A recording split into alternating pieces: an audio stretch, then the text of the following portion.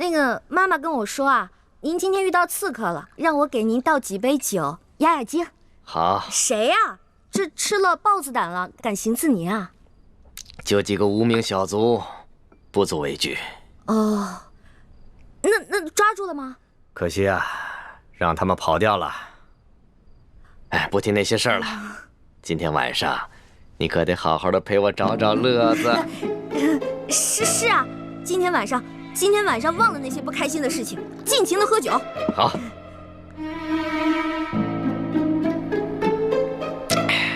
不过这酒怎么跟我往常喝的不大一样啊？嗨，这个酒是我专门为了让大人您压惊准备的酒啊，您觉得怎么样啊？香，就和美人身上的味道一样香。哎，大人，咱俩玩骰子吧。好，来，我先来。好，你先来。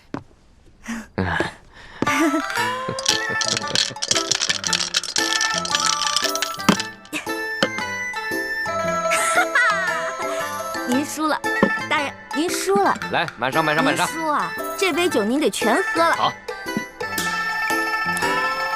看我待会儿怎么收拾你这个小妖精。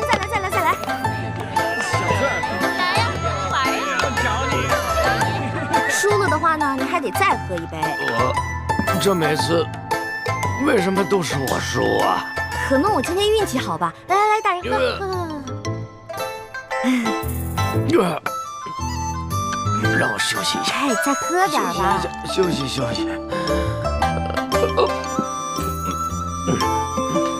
知府大人，知府大人，知府大人。哎呀，跟我玩骰子，从小到大明珠谷就没人玩得过我，跟我玩，哼。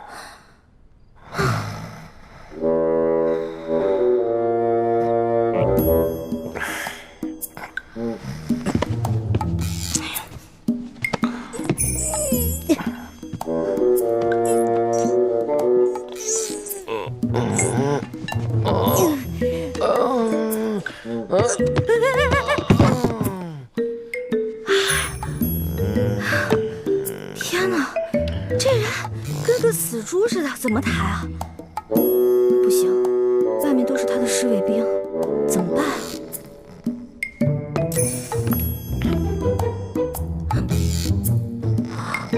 有了！袁州城大大小小的饭店、酒楼、客栈都找遍了，易欢到底去哪儿了？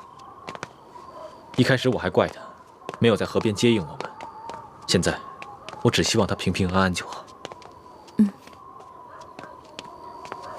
哎，你们看，是易欢的暗号。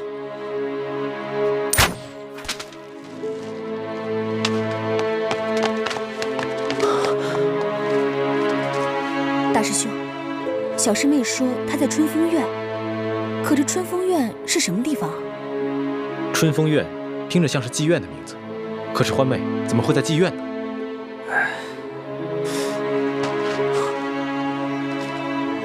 哎，你们看，小师妹说她在妓院里捉到了孙福，让咱们赶紧去接应。朱哥哥，你们总算是来了。慢点啊，樊姐姐。这个人就是孙福。不过你们放心吧，我已经把他灌得不省人事了。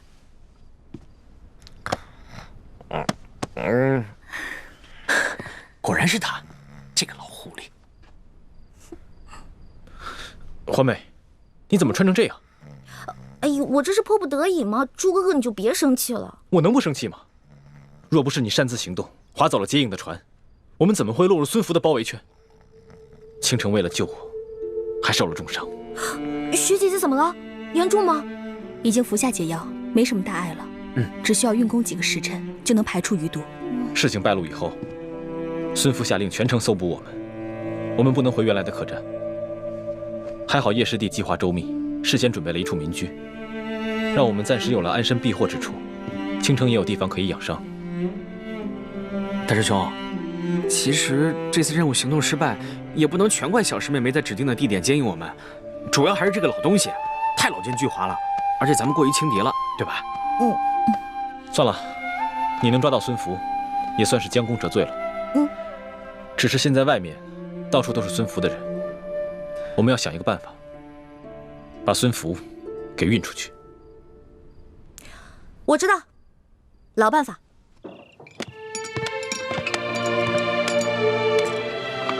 龙少爷，酒楼就要打烊了，我看您等的朋友不会再来了吧？不如我们先回府吧，要不太夫人知道了，又要怪罪奴才了。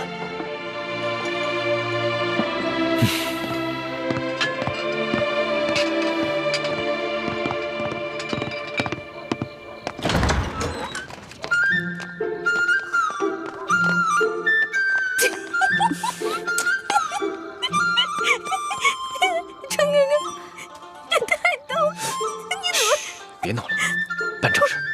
我现在是不是应该不管你叫猪哥哥了，应该叫你猪小妹？别闹了，猪小妹，走了。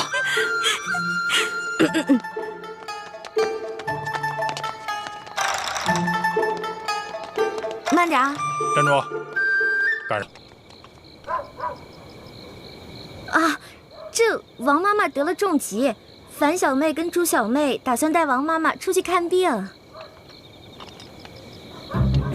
大爷，王妈妈刚才吃多了东西，不小心生病了，你让我们赶快送她去医馆吧。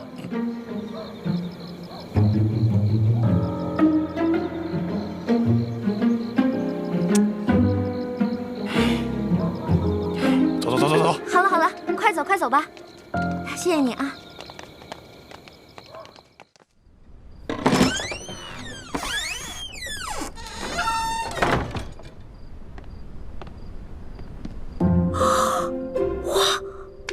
小师妹，怎么样？叶哥哥，你这也太像了吧！不光这个长得像，举手投足、声音、样子，所有都太像了。怪不得武师傅老说你是他最得意的学生。那是，小师妹，咱们只要拖2个时辰，我想大师兄他们就该出城了。到时候咱们再溜之大吉。知府大人，吃的可好？可还要添菜？不用了，别再过来打扰我们了。是是是，奴才明白，这春宵一刻值千金。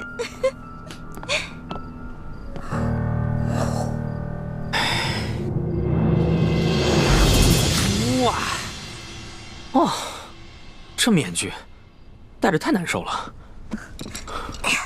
叶哥哥，咱俩一块吃点吧，要不然这么多菜白白浪费了。你吃吧，我看着你吃就好了。小师妹，我还从来没见过你这副打扮呢，真漂亮。这件衣服啊，我穿上都别扭死了，多难看呀！你还觉得好看？可是只有一件，不穿也不行。哎，我刚刚穿了孙福换下来的衣服，你要是不嫌弃的话，穿我的吧。那哪行啊？咱们只有2个时辰，就得穿上这身打扮出去。你得扮成孙福，大摇大摆的带我出去呢。再换了衣服，咱们怎么出去啊？哎，你放心，一会儿呢，不管发生什么意外情况，我都一定会保你安全的。叶哥哥，你对我真好。从小到大，无论我做错什么，师傅骂我，哪怕猪哥哥也会对我凶，可是你永远都是向着我的。真的啊？哎，那你觉得我跟大师兄，你更喜欢哪个？这个嘛，我倒从来没想过。猪哥哥虽然对我很凶，但是我知道他很多时候也是为了我好的。在我心里，你们2个都是我哥哥，没有区别的。哦，哎呀，能在你心里跟大师兄一样的地位，我就已经很知足了。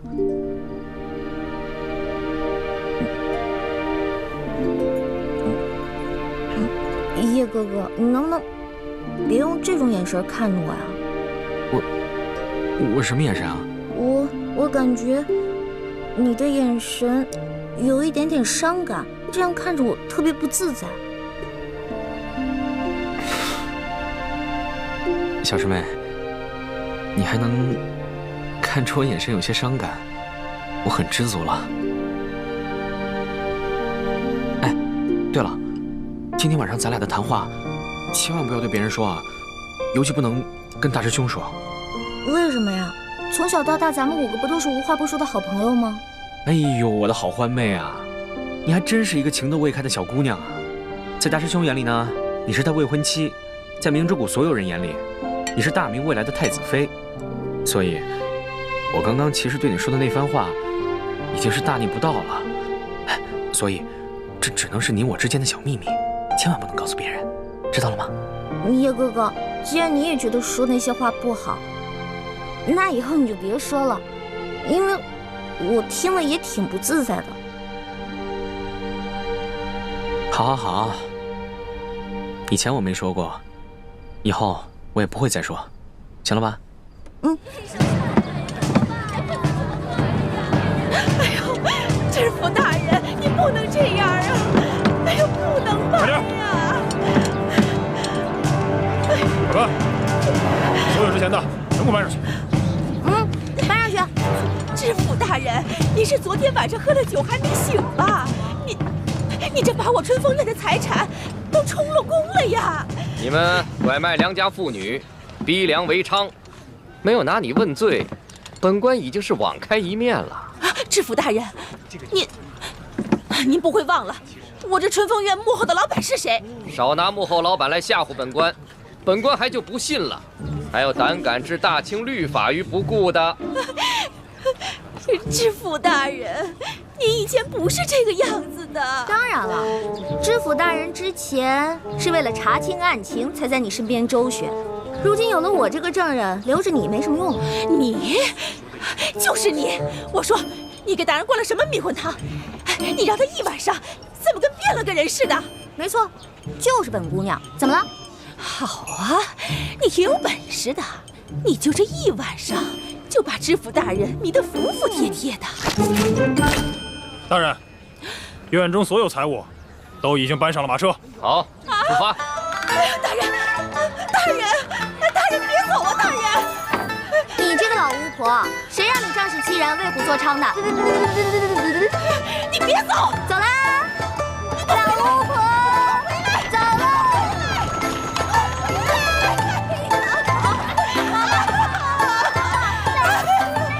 这是我一辈子的心血，我的天杀！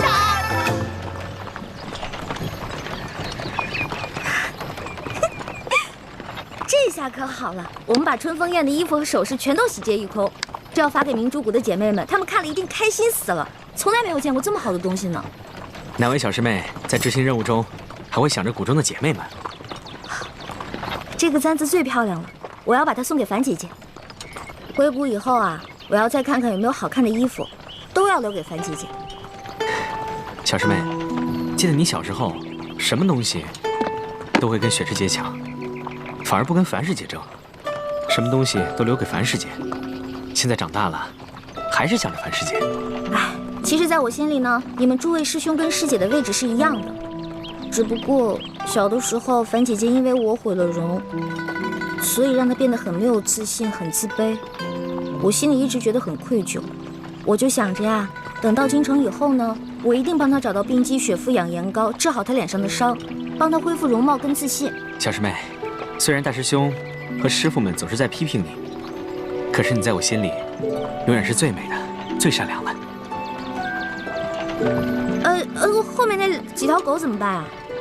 没事，我们已经出城了，等到僻静的地方，我就要把它们打发了。那你自己行吗？不用管我，在你心里，只有大师兄武功高强吧？哎，不是的，叶哥哥，我是怕万一打起来，我不是帮不上忙吗？不用你帮忙，保护好你自己就行。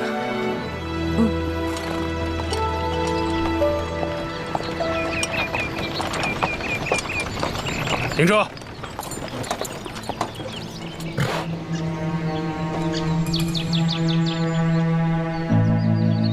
为何停车？大人，您究竟是要去哪里？这里离袁州都已经有5里多路了。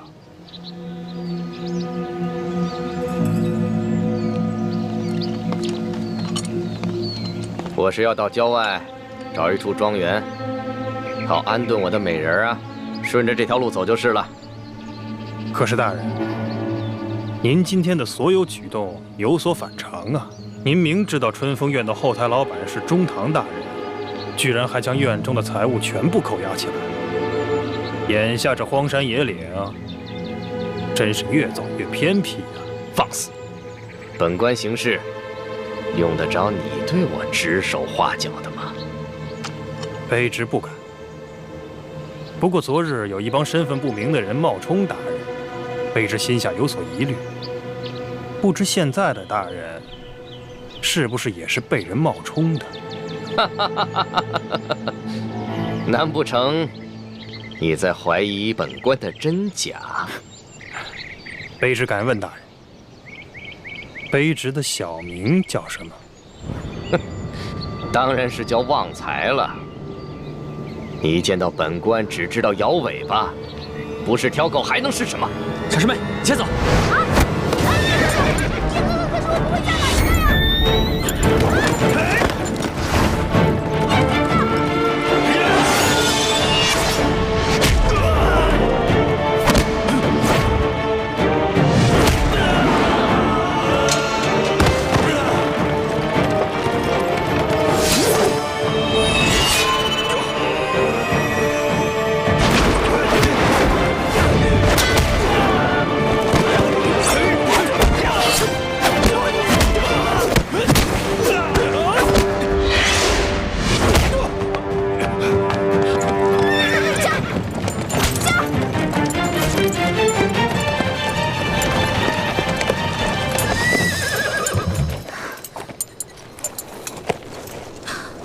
这样是不是太不仗义了？不能丢下叶哥哥一个人走呀！马儿，咱们现在回去救叶哥哥好不好？走，走啊！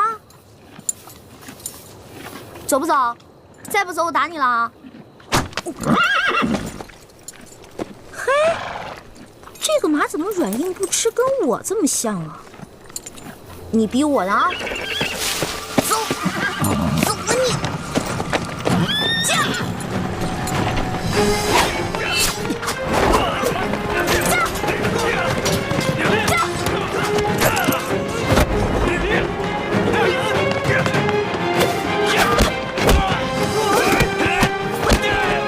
叶哥哥，我来救你了！你怎么回来了？快走！住手！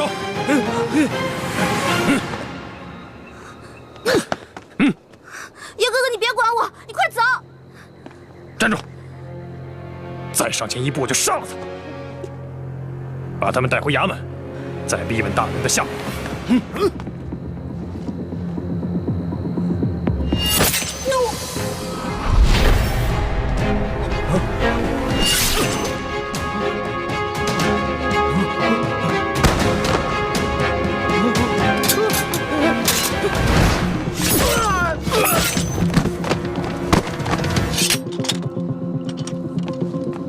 猪哥哥，欢梅，你没事吧？我看看，还好只是皮外伤。你怎么这么不懂事啊？把自己置于险地不说，还连累了叶师弟。大师兄，你就别怪小师妹了，她也是担心我，才会去而复返的。你呀，自己几斤几两都不知道，以后遇到这种事情，你自己先撤，别留下来给大家添乱，否则就不是讲义气，而是愚蠢啊！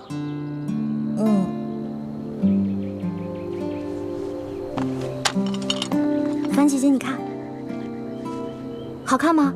我特意给你选的，春风院最好看的簪子，我还给你选了好几件漂亮衣服呢，到时候都给你。再漂亮的钗子，给了我也是浪费，还是把它留给学姐姐吧。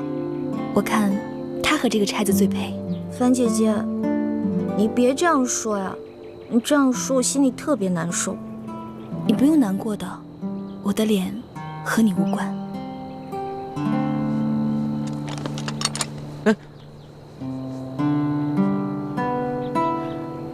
师弟，你这脉象好像是受了很重的内伤，难怪你连孙府的几个卫士都收拾不了。我这次来元州之前，有一天晚上练功，不小心走火入魔了啊！幸亏雪师姐及时发现，出手相救，我才躲过一劫。不过，还是受了点伤。我是怕大家担心，所以让雪师姐不要告诉你们。只有练功时心神不宁，才会气血乱行。叶师弟，你不会有什么心事，瞒着我们吗？没有啊，我当时也不知道是怎么了，我以后注意就是了。叶师弟，你刚才不顾自己的性命安危救下易欢，我很感动。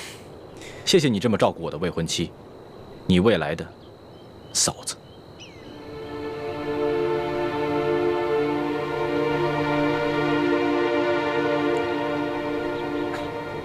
客气了。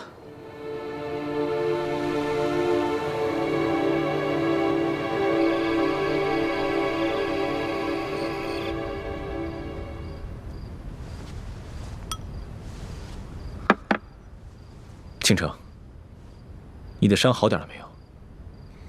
已经好多了。大师兄，你替我吸出毒血，没有大碍吧？我没事。那就好。你为我那么奋不顾身，大师兄，你对我真好。你千万别这么说，你是为了我才受伤的。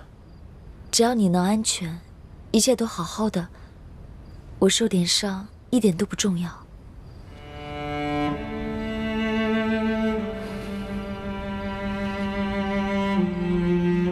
真没想到，小师妹一个人就完成了擒获孙福的重任。是啊，他虽然偷懒，却是胆大又心细。大师兄，只要你提到小师妹，你的眉梢眼角都是笑。时候不早了，你早点休息吧。明天一早还要赶回明珠谷呢。嗯。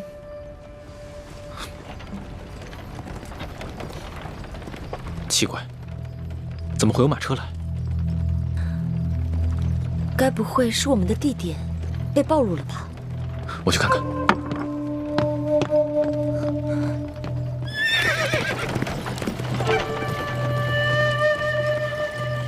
大师兄，倾城，你怎么来了？你的伤还没好呢。我不放心你啊。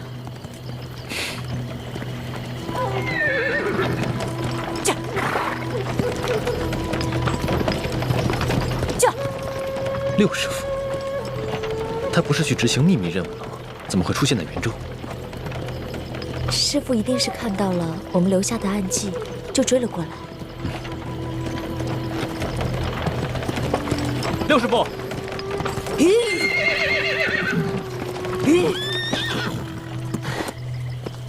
太子，倾城，师傅，总算找到你们了。太子，明日你带车中人一起回明珠谷，把他交给靖王。记住，千万不要伤害他，更不要放跑他。六师傅，这车上的人到底是谁？你们看看就知道了。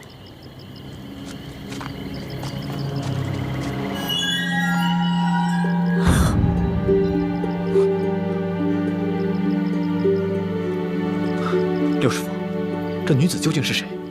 怎么跟倾城长得一模一样？她叫舒婉欣，是山西总兵舒建的独生女儿。她是此次入京待选的秀女。我一直在暗中跟踪她，本想着她入了京，倾城和你们也回到了京城，到时候再找机会下手。可是没有想到，她今夜途经元州，在城外住进了一所驿馆，所以我就提前把她劫了过来。六师傅为什么要这么做？因为从今夜开始，倾城就是舒婉欣。你的意思是，要让倾城顶替舒婉欣进宫选秀？不错。想要查出童霞的下落，我们必须要想办法进入皇宫潜伏，而这一次是最好的机会。不行，这样太危险了。大师兄，这个计划不是六师傅临时起意，其实是诸位师长们早就集体商议过的。这些年来，我除了和你们接受同样的培训，也在暗中学习如何在皇宫中潜伏。2年前，师父们得知舒婉心和我长得相似，就已经在暗中让我模仿她的一举一动了。可是，如果你真的进了皇宫，被康熙选中，你就要成为他的妃子。那也是无可奈何的事情。为了给先帝报仇，为了光复大明，那么多人都牺牲了性命，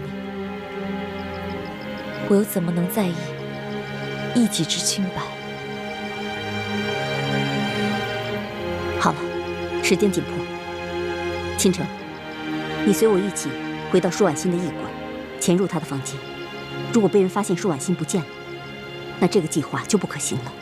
可是，倾城受了伤，还中了毒，身体还没有恢复。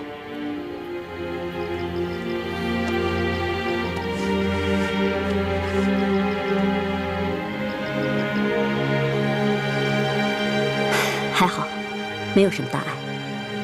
倾城，就辛苦你代替舒婉心回到她的房间。当然，我也会伪装成舒婉心的贴身嬷嬷来照顾你。等到了京城，基本上你的身体就可以恢复了。刘师傅，大师兄，我知道，大师兄关心我，这对倾城来说已经足够了。可是眼下，顾全大业为重。啊，对了，太子，请你转告靖王，让他务必将舒婉心软禁在明珠谷，切记不要放跑了他，不然倾城会有危险。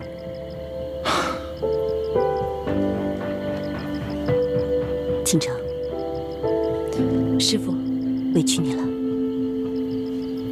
我们走吧。